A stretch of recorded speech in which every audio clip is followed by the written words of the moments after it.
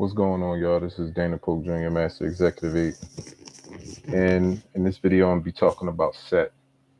Set is the next principle of the Ennead, or the nine gods and goddesses of the Asarian mythology of Anu. So we're going to be talking about what Set represents. Set represents our lower self. He represents our impulse, our our impulsiveness, our reckless passion, and all those attributes that are an obstacle to us having control over our minds and bodies.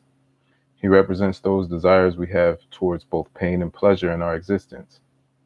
He represents the desires that lead to greed, anger, hatred, lust, and other consequences of the failure to control ourselves. Set is synonymous to the characteristics of a desert or a wasteland.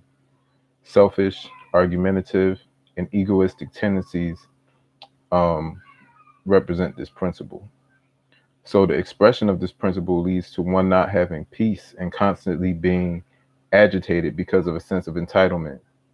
So when one does not earn what he wants and expects to get it without work, that's an expression of Set. There's a constant seeking to fulfill needs and a lack of feeling content with oneself, except temporarily when they're getting what they want. But after that, then they get agitated and sets back in.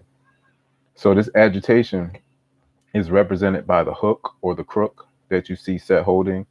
So when this is represented, they don't think about others and they only think about what they want. Additionally, they don't care if someone else has to get hurt to get what they want. This is what is referred to as a Setian quality and can be found in one as a negative quality on a low level of spiritual evolution.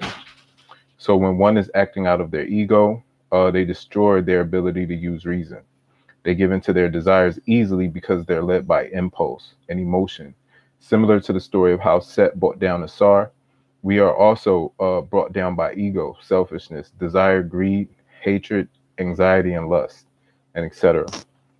All right, so that is what Set represents in Asarian mythology.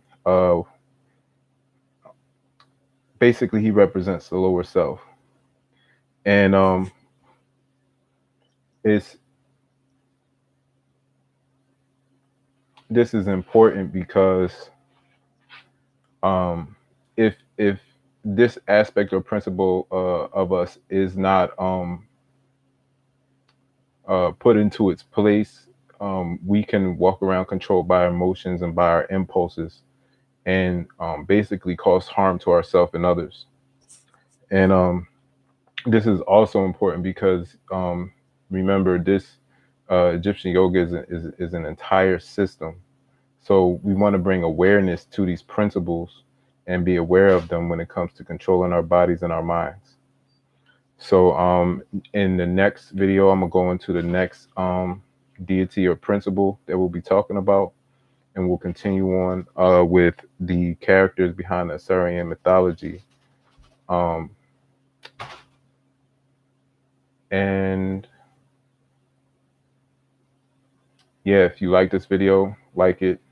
If you have anything to say, go ahead, put a comment in the comment box and subscribe for more videos like this.